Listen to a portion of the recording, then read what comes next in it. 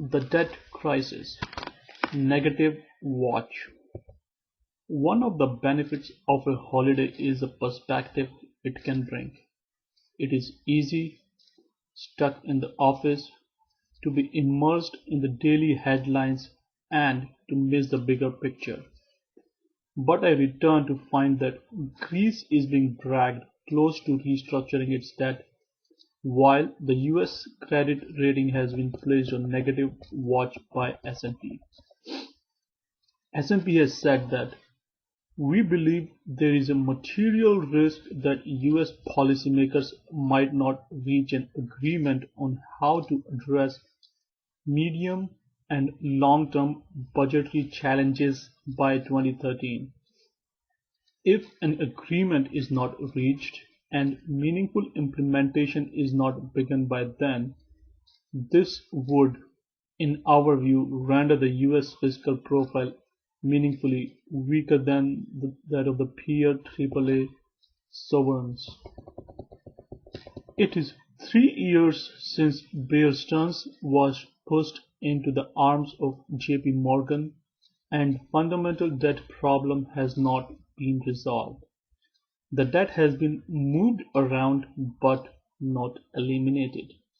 This has undoubtedly bought time, and I quite understand the point made frequently by my colleagues on free exchange that governments and central banks have acted to protect workers from losing their jobs and to prevent consumption from collapsing. In this, they have had a fair degree of success, but the debt is still there. It must be eliminated by growth, inflation, or default.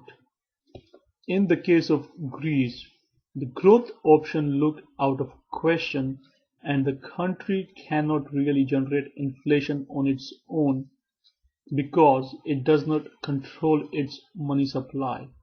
Default at some stage seems inevitable. Like Greece, Portugal has a competitiveness as well as a debt problem. Eliminating the former without depreciating the currency involves force-feeding the population with gruel for many years. At some stage, default may seem the better option. The US has better growth prospects than most European nations and has the exorbitant privilege of issuing debt in the world's reserve currency, which keeps the cost down. But it resembles one of the Greek myths where the hero's power is accompanied by a curse. In this case, a political system that is not designed for serious deficit cutting.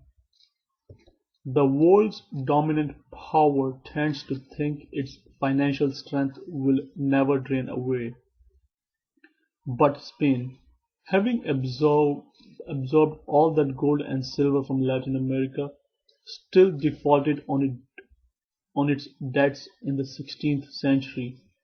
Louis XIV, the Sun King whom other monarchs dreamed of emulating, set France on the road of financial ruin, and Britain started the 20th century with a huge empire and piles of overseas assets, but was rationing food in the peacetime by the late 1940s.